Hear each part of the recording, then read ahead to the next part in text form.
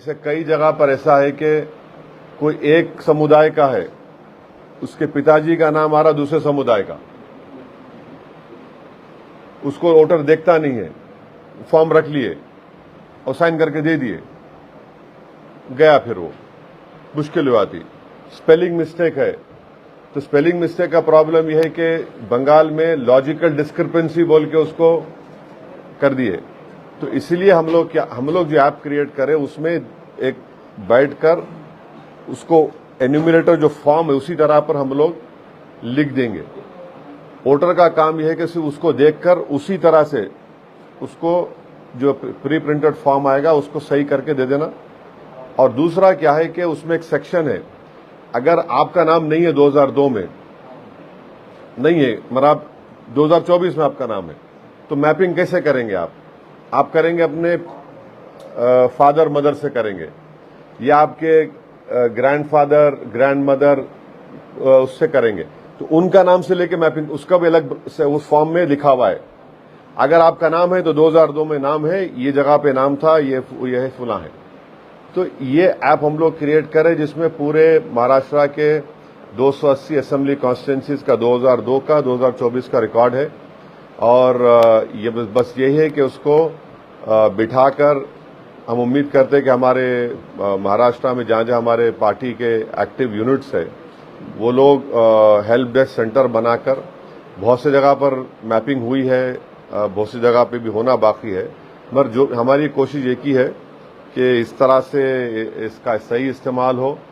और क्योंकि आप जानते हैं कि बंगाल में जो 27 लाख लोगों के नाम एजुकेशन लिस्ट में थे, 27 लाख, उसमें 90% मुसलमानों के नाम थे। 27 लाख एजुकेशन लिस्ट में 90% खरीब मुसलमान 97% खरीब मुसलमान के नाम थे। तो इसीलिए हम ये चाह रहे कि इसका वोटर इस्तेमाल करें, और स्पेलिंग मिस्टेक भी आई तो फिर वो मुश्किल हो जाता है। तो इसलिए हम उम्मीद करते हैं कि जहां जहां MIM के हेल्प डेस्क सेंटर बनाए जाएंगे SIR के, हम अपील कर रहे हैं तमाम वोटर्स से, और ख़ास तौर से वीकर सेक्शन के मार्जिनलाइज कम्युनिटीज़ जो है, मुस्लिम माइनॉरिटी हो, बुद्धिस्ट माइनॉरिटी हो, क्रिश्चियन माइनॉरिटी हो, या हमारे दलित भाई हो, आदिवासी भाई बहन हो, या जनरल जो भी हो, वो आकर इससे आप लोग चेक कर सकते, देख सकते। ये सबके लिए ओपन है। मकसद एक ही है कि जो जेन्युइन वोटर है उसका नाम किसी बिना पर डिलीट ना हो जाए या उसका इंक्लूजन से रोका जाए। इस मकसद के तहत हम लोग ये ऐप बनाए हैं, और आज हमारे पार्टी मीटिंग में उसका एक पूरा प्रेजेंटेशन होगा। किसी के पास कोई सवालात होंगे उसका भी हम जवाब देंगे, और फिर वो ऐप हम लोग हमारे पार्टी के तमाम जिम्मेदारों को, एंड्रॉयड बेस्ड ऐप है वो, उसको फ्रीली वो लोग अपने फ़ोन में डालकर भी वो लोग चेक कर सकते और उस पर काम कर सकते। तो अभी और इसमें तो यही बोलना है मेरे को। आपका कोई इससे हटकर कोई सवाल है तो ज़रूर करिए, मैं रोकना नहीं चाहूँगा आपको, मगर प्रायोरिटी आप इसको दीजिए, SIR को दीजिए। ये आपका राइट है, आपका प्रेरोगेटिव है, मेरा नहीं है। मैं सिर्फ रिक्वेस्ट कर रहा हूँ आपसे। मैं आपको प्रेशराइज नहीं करना चाह रहा हूँ, ना मेरा अख्तियार है, मगर आपसे रिक्वेस्ट कर रहा हूँ। ऐप का नाम कुछ भी नहीं, ऐप है, बस खाली ऐप है। नहीं, नाम वाम की जरूरत नहीं, नाम की जरूरत नहीं। ऐप बनाए हम लोग, उसमें 2002 की वोटर लिस्ट, 2024 की वोटर लिस्ट है, जो पब्लिकली अवेलेबल डॉक्यूमेंट। नहीं, उसको आपके फोन में हम डाल देते हैं। हाँ, आपको डायरेक्ट डाल देते हो। एंड्रॉयड बेस्ड फोन आपका है। तो पिछले 2 दिनों से जो मामला चल रहा है कि आपके एक कारपोरेटर को यहाँ पर आरोपी किया गया है कि एक जो नीला खान थी उसको मतलब छुपाने का उनके ऊपर आरोप है। आपका इसके ऊपर क्या कहना है, क्योंकि आप पार्टी के अध्यक्ष भी है और कानूनन अच्छी तरह से जानते हैं। सर, ये पूरा जो मामला है उसको MIM से कनेक्ट किया जा रहा है। इस मसले पे जितने सवाल करने एक साथ कर लो ताकि बार रिपीटेशन ना हो। आरोप ये किया गया है, यहाँ के जो पालक मंत्री है उन्होंने CM को एक पत्र भी लिखा है कि MIM से ये ताल्लुक रखता है, ये कनेक्टेड है, तो इसकी जांच SIT की तरफ से की जाए। इसी सवाल को आगे बढ़ाते हुए सर, जलील साहब ने अपनी भूमिका यहाँ पर स्पष्ट कर दी है। MIM की नीला खान को लेकर औपचारिक तौर पर क्या भूमिका है, ये आपसे जानना चाहेंगे, क्योंकि सूबे के मुख्यमंत्री कह रहे हैं कि वो एक तरीके से कन्वर्जन में शामिल थे और आरोपी हैं आतंकवादी हाँ। हैं। किसी तरह से इस मामले को सीमी से भी जोड़ा जा रहा है। विखे पाटिल ने कहा है कि एमआईएम में सीमी के सर यहाँ तक कि आपकी पार्टी को जो है बैन लगाने की भी बात हो रही है फडणवीस साहब नीतीश राणे की तरफ से। और कुछ सवाल? आप बोलिए ना पहले, बाद में नहीं, और कुछ सवाल इस बारे में? नहीं, रिपीटेशन ना हो, रिपीटेशन ना हो। देखो धूप बहुत है, रिपीटेशन ना हो, हम जाने का भी तो 5 सवाल थे इसके ऊपर। सबसे पहला बात यह है कि टीसीएस का स्टेटमेंट आपने देखा होगा कि उस लड़की का ताल्लुक एचआर से, ना वो एचआर में काम करती थी ना एचआर डिपार्टमेंट। टीसीएस का स्टेटमेंट है, मेरा नहीं है। दूसरा यह है कि 9 एफआईआर रजिस्टर हुए, जिसमें एक एफआईआर में इस लड़की के ऊपर हर्टिंग रिलीजियस सेंटिमेंट का एक नाम लिखा गया। और तीसरी बात यह है कि इसका एफआईआर से पहले उसका ट्रांसफर हो गया, फिर वो उस कंपनी से ताल्लुक भी नहीं है। और जो कंप्लेनेंट है इस केस में वो रूलिंग पार्टी का मेंबर है, उससे उसका ताल्लुक है। और चौथी बात यह है कि अभी तो कोई वर्डिक्ट नहीं दे सकते कोई भी। हम इस बात का खंडन करते कि बाज लोग जो है इसको ट्रायल बाय मीडिया कर रहे हैं, और अगर मीडिया जज जूरी का काम करेगा तो बहुत खतरनाक बात यह है। और एफआईआर में अगर आप देखेंगे तो एफआईआर में लिखा गया कि उसके घर से एक बुरखा मिला, ये प्रूफ बता रहे हैं, बुरखा मिला, और एक नकाब मिला। तो नकाब को कैसा टाई करते बांधते पीछे से, वो मिला। और तीसरा वो बता रहे कि एक प्रॉफिट मोहम्मद सल्लल्लाहु अलैहि वसल्लम की किताब मिली। तो बुरखा मेरे को नहीं मालूम कि कब से बुरखा वो हो गया कि ऑब्जेक्शनेबल बोलिए या इलीगल आर्टिकल है वो। कब से नकाब ये हो गया कि भाई वो माने ऑफेंस उसमें डाल सकते क्या किसी उसमें। तीसरी बात यह है कि कब से प्रॉफिट मोहम्मद सल्लल्लाहु अलैहि वसल्लम के बारे में किताब अगर मिलती है तो वो क्या है वो। मैं आपको तारीख में पीछे लेके जा रहा हूं, आप गूगल में सर्च कर लीजिए। दिल्ली में ऐसा ही मुस्लिम बच्चों को पकड़े थे और क्या डाले थे वहां पे दिल्ली पुलिस कि इनके घर से मिर्जा गालिब की किताब मिली इसलिए टेररिस्ट है लोग। मिर्जा गालिब की किताब मिली इसलिए टेररिस्ट है वो लोग। बाद में कोर्ट ने उसको नकार दिया। अभी इलाहाबाद हाईकोर्ट का एक जजमेंट 3 दिन पहले का देख लीजिए। किसी ने एक उर्दू शेर लिख दिया तो कोर्ट ने कहा कि शेर लिखे तो क्या मतलब है। तो हमको पूरा यकीन है कि अदालत इंसाफ करेगा इंशाअल्लाह, और ये इस बच्ची को बेकसूर करार देगा। ये कोई केस उसके ऊपर टिकने वाला नहीं है इंशाअल्लाह ताला। और ये सब एक मंसूबाबंद तरीके से जो मुसलमानों में जो पढ़े लिखे लड़के लड़कियां हैं उनको परेशान करने के लिए इस तरह की कोशिश की जा रही है। और मुझे यकीन है कि कानून अपना काम करेगा। किसी को आप आरोपी बनाते हैं तो इसका हरगिज ये मतलब नहीं है कि उसको सजा हो गई। ये तो जो आरोप लगा रहे हैं उनको प्रूफ करना पड़ेगा कोर्ट में बियॉन्ड रीजनेबल डाउट। उस वक्त तक किसी को आप आरोपी नहीं करार दे सकते। और जो भी ये इल्जाम लगा रहे वो सिर्फ एक नफरत की बुनियाद पर इल्जाम लगा रहे। और हमको यकीन है कि अब वो बच्ची गिरफ्तार हो चुकी है और इंशाअल्लाह जुडिशियल प्रोसेस अपना काम करेगा और जो भी कानून से होगा वो आपके सामने आएगा। मगर इसको किसी पार्टी से जोड़ना सरासर गलत है, ये मैं आपको बोलना चाह रहा हूं। ये पूरे नहीं देखिए, कोर्ट में इसका मुकाबला करेगा लड़का, वो कोर्ट में जाकर बताएगा वो। इससे कोई परेशानी की बात नहीं है। आप किसी को भी आरोपी बना सकते हैं। मुंबई ट्रेन ब्लास्ट किसने किया बोलो, किसने किया बताओ? कितने 80 लोग कितने ज्यादा मारे गए, आज तक वो परिवार तड़प रहा है, चाहे हिंदू मुसलमान कोई हो। मालेगांव ब्लास्ट किसने किया बताओ, दोनों ब्लास्ट, आज तक वो परिवार तड़प रहे हैं।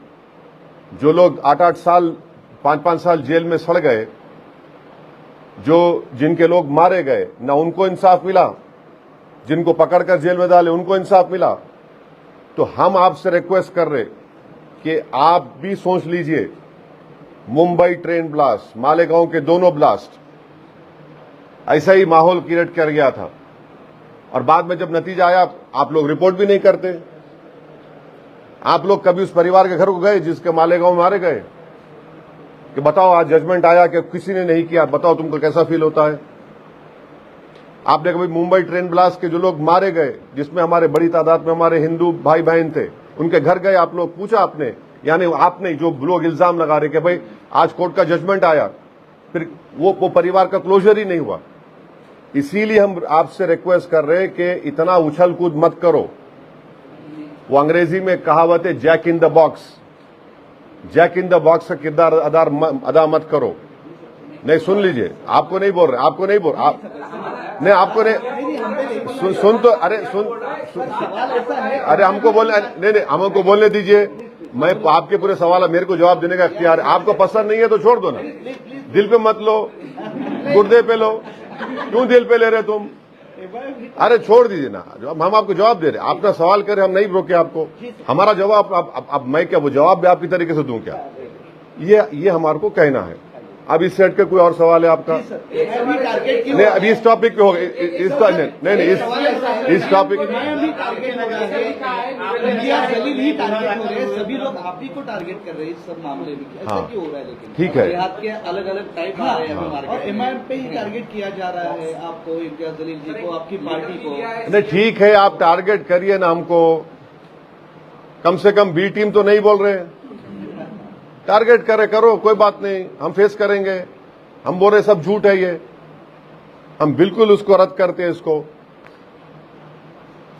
We condemn all this allegation लगा रहे, बेकार है ये। नहीं सर, तुम्हारे नगर के ऊपर गुना दाखिल हुआ। हाँ तो हो गया तो। हाँ ये देखो, अभी कितने एमएलए एमपी पे गुना दाखिल है अभी? नहीं, एक बात सुनो, नहीं अभी महाराष्ट्र की विधानसभा में कितने पे गुना दाखिल है? क्या करेंगे उसको? एमपी बनाना, एमएलए बनाना? अरे छोड़ दे। देखो कोर्ट्स, देखिए भाई सुनिए, कानून क्या बोलता, इनोसेंट अंटिल प्रूवन गिल्टी, है ना? रुक जाइए अब आप ना, नहीं रुक जाइए, नहीं रुक जाइए। हमको कोर्ट पे भरोसा है, हमको कानून भरोसा है। हम कानून उसको सब बता देगा, दूध का दूध पानी का पानी हो जाएगा। ये क्या है भाई, एक माहौल बनाना। 6 बजे ओ ब्रेकिंग न्यूज, हाँ 8 बजे ब्रेकिंग न्यूज, 9 बजे ब्रेकिंग न्यूज, 10 बजे ब्रेकिंग न्यूज, बाद में फूस हो जाता पूरा। हम आपको एग्जाम्पल दे रहे, ट्रेन ब्लास्ट में क्या हुआ, हम आपको एग्जाम्पल दे रहे मालेगांव के 2 ब्लास्ट में क्या हुआ, उन जो परिवार मारे गए उनका क्या हुआ, जो परिवार को जस्टिस नहीं। इसीलिए हम आपको बोल रहे हैं कि ये जो ट्रायल बाय मीडिया चलाने की कोशिश की जा रही है, it will not serve the purpose of actual justice, and justice should be done, it should seem to be done. How can one form an opinion? The courts will decide, and I am telling you on the basis of the FIR only. The FIR says that they found one burqa. What does that prove? Every Muslim household will have this. Every Muslim household will have a book called Quran Sharif, will have a book called Hadith Sharif, will have a book on Prophet Muhammad sallallahu alaihi wasallam. How is it that you're taking? आप एक सुनिए हमारी बात, this is very objectionable. और आप बोल रहे ये हुआ। अरे भाई किसी पे केस बुक हुआ, ठीक है, कोर्ट करेगा ना। अगर आपको जो कोई बोल दिया, ऐसा बोला, उस पर कैसा होगा बताइए? जिंदगियां खराब हो गए। सुनिए अब एक बात, अगर आपको जस्टिस चाहिए तो ट्रायल बाय मीडिया मत करिए। कई लोगों की जिंदगियां बर्बाद हो गए मुंबई वो ट्रेन ब्लास्ट में, मालेगांव में। दिल्ली में 8-8 साल बच्चे जेल में रह के आए, कुछ नहीं निकला, कुछ नहीं निकला बोल रहा हूं मैं आपको। दिल्ली राइट्स में लोग निकल गए, कुछ नहीं निकला। और जब कोर्ट अपना वर्डिक्ट प्रोनाउंस करता तो आप लोग, खासतौर से आपसे शिकायत है मेरे को, आप लोग रहते ही नहीं वहां पर। और दूसरी चीज क्या है, सुनिए, हैदराबाद का एक बच्चा है, उसमें एक मोहतरमा है। हाँ, वो मोहतरमा जो है किसी जमाने में हमारे बीजेपी और नाम न खोलो, उन बड़े करीब थे, उनका इंटरव्यू लिए बड़े बड़े लोगों का उनके। आप बताइए कि हसन सिद्दीकी को आप ट्वीट किए, आप एक्स पर डाले, ये बच्चा उसको रीट्वीट करा, चंडीगढ़ की पुलिस उसको ले जाके जेल में डाल दी, जेल में डाल दिए। भाई क्या है ये? जो लिखा ऑब्जेक्शनेबल, जो लिखा है नहीं लिखा वो अलग, उसको नहीं पकड़ रहे। वो बच्चा बेचारा हैदराबाद से उठा के चंडीगढ़ में जेल में डाल दिया उसको। क्या हो रहा है भाई ये? एक सवाल अब बस अब देखिए, नहीं देखिए, आप तमाम ने मेरे से वादा किया था। नहीं, एक मिनट, नहीं, एक भी नहीं, दो भी नहीं, एक भी नहीं, दो। एक बात छुपा रहे एफआईआर में कि उसमें कुछ व्हाट्सएप चैट भी आए थे, एक, और दूसरा उसमें सवाल ऐसा है कि आप लोग एक मिनट ठहरे। व्हाट्सएप चैट क्या मतलब? नहीं, व्हाट्सएप नहीं, आप नहीं, एक मिनट ठहरिए, मैं सुन रहा। नहीं, आप ठहरिए एक मिनट, मैं एक बात करेंगे। आप बोल रहे व्हाट्सएप चैट पे सजा हो सकती, आप बोल रहे, आप बोलिए ऑन रिकॉर्ड।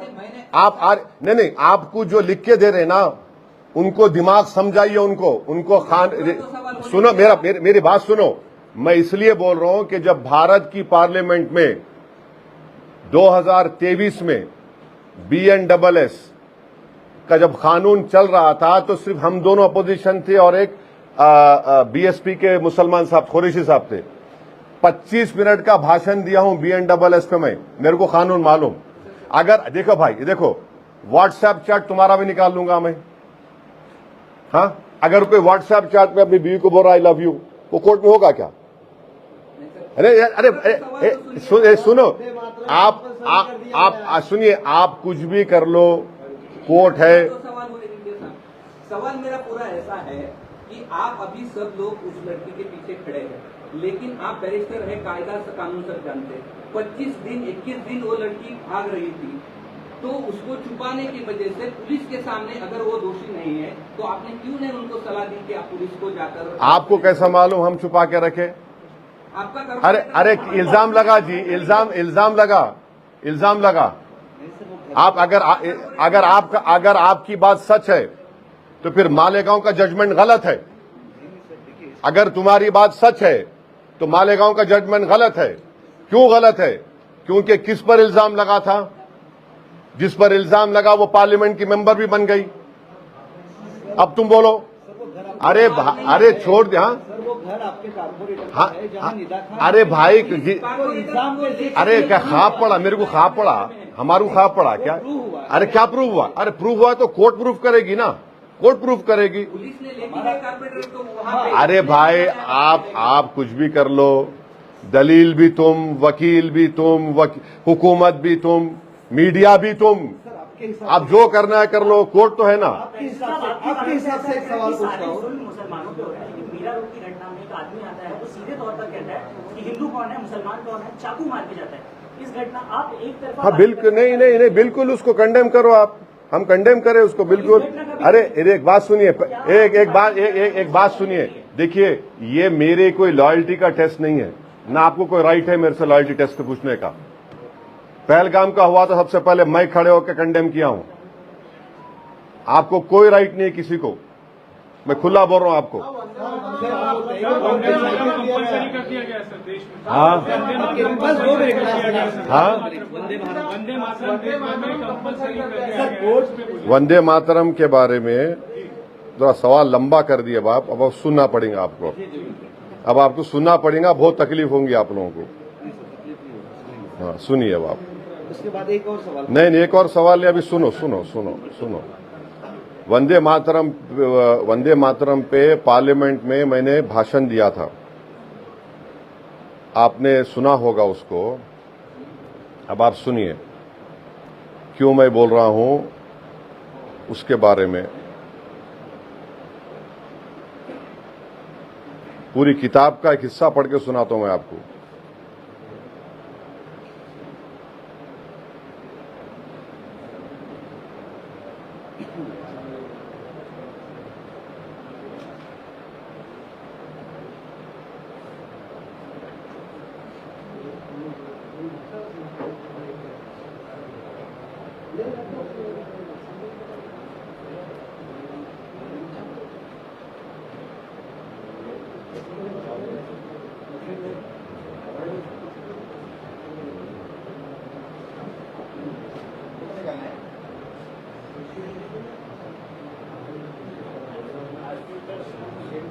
अब आप सुनिए, रविंद्रनाथ टैगोर का लेटर है।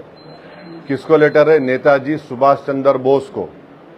अब नेताजी सुभाष चंद्र बोस और रविंद्रनाथ टैगोर की आज हम जयंती भी है उनकी। ये लोग जो प्रेजेंट गवर्नमेंट से बड़े हैं या वो बड़े हैं, वो आप पे छोड़ता हूं मैं। उसमें उस लेटर में सेकंड पैराग्राफ में टैगोर लिख रहे हैं, the core of Vande Mataram is a hymn to goddess Durga. This is so plain that there can be no debate about it. Of course, Bankim Chandra does show Durga to be inseparably united with the Bengal legend, but no Musalman can be expected patriotically to worship the 10-handed deity as Swades. ये second paragraph है उस letter का जो रविंद्रनाथ टैगोर ने लिखा है। अब रविंद्रनाथ टैगोर के से ज्यादा अक्लमंद, ज्यादा दूरंदेश, ज्यादा इंटेग्रिटी का वाला अगर कोई आप में से या सुनने वालों में सरकार में है तो अलग बात है। फिर सुनिए थर्ड पैराग्राफ में क्या लिखा गया। ये अच्छा, ये मैं कहां से कोट कर रहा हूं वो भी लिख लो आप। Letter number 314, selected letters of Rabindranath Tagore, edited by K Datta and Robinson, Cambridge University Press, 1997। और लास्ट पैराग्राफ में गुरुदेव लिखते हैं, This year, many of the special puja numbers of our magazines have quoted verses from Vande Mataram, proof that the editors take the song to be a hymn to Durga. The novel Anand Mat is a work of literature and so the song is inappropriate in it. फिर सुनिए, ये important आपके लिए। The parliament is a place of union for all religious groups and there the song cannot be appropriate. When Bengali Musalman show signs of stubborn fanatism, we regard this as intolerable. When we too copy them and make unreasonable demands, it will be self-defeating. ये रविंद्रनाथ टैगोर ने ये letter लिखा था। अब आपको मैं अगर कोई इसमें, अब वो आनंद मठ पढ़े, आप किताब पढ़े आनंद मठ कभी आप लोग? चलिए मैं आपको बता रहा हूं, इसमें आनंद मठ मैगजीन में जो एंटी मुस्लिम जो चीजें लिखी गई हैं वो अगर आप पढ़ेंगे तो आपका चैनल भी कैरी नहीं करेगा। क्या इसमें इतने एंटी मुस्लिम चीजें लिखी गई। आपको खाली एक पढ़ के सुनाता हूं आपको। बम्किन quotes a children who wish that a day would come when we shall be able to break the mosque to raise the temples Radha Madhav in its place. ये आनंद मठ मैगजीन में है। अच्छा, फिर और एक सुनिए जो आपको बहुत तकलीफ हो जाएंगी माने सुनने वालों को।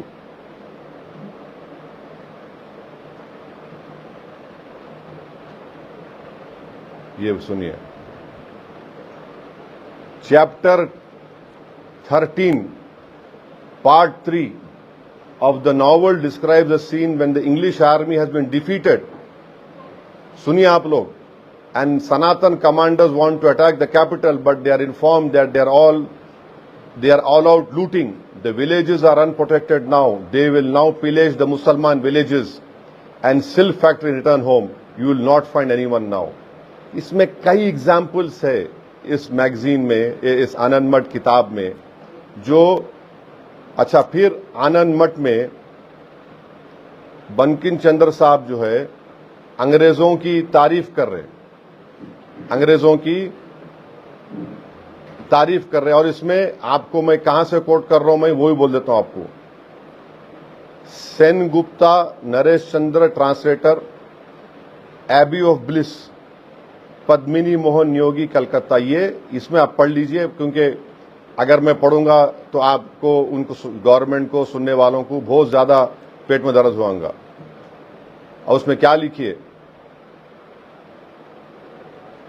इसमें जो लिख रहे हैं ना, उसमें आप खुद पढ़ लीजिए। आपको टाइम है तो मैं आपको फॉरवर्ड भी कर सकता हूं इफ यू वांट, माने आपको टाइम बच जाएगा, जो हम लोग पूरा निकाल के रखे हैं पूरा इसका। तो ये चीज है।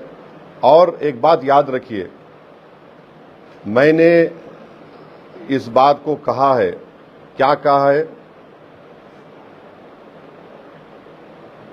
वही बात जो टैगोर ने सुभाष चंद्र बोस को लिखा है। जनगण मना जो है इंडिया को सेलिब्रेट करता, वो किसी एक रिलीजन की बात नहीं करता। और प्रियम्बल ऑफ द कॉन्स्टिट्यूशन क्या है, पढ़े आप लोग प्रियम्बल को, we the people of India. वो क्या प्रॉमिस करता है, जो बाबा साहब अम्बेडकर ने लिखा, liberty of thought, expression, belief, faith and worship. और जो फर्स्ट प्रोविजन है हमारे कॉन्स्टिट्यूशन का आर्टिकल 1, वो क्या बोलता है, it describes India that is Bharat as union of states. अच्छा, फिर तीसरा सुन लीजिए, जब संविधान बन रहा था हमारा, बाद संविधान सभा में बाद मेंबर थे जो ये बोल रहे थे कि प्रियम्बल को शुरू होगा किसी देवी या गॉडेस के नाम से, और उस वक्त वो बोले थे वंदे मातरम शुरू करो, ये प्रियम्बल बनाते वक्त। और जब प्रियम्बल सभा में जो लोग बैठे थे, हम उनको क्या बोलते, हमारे फोर फादर्स बोलते।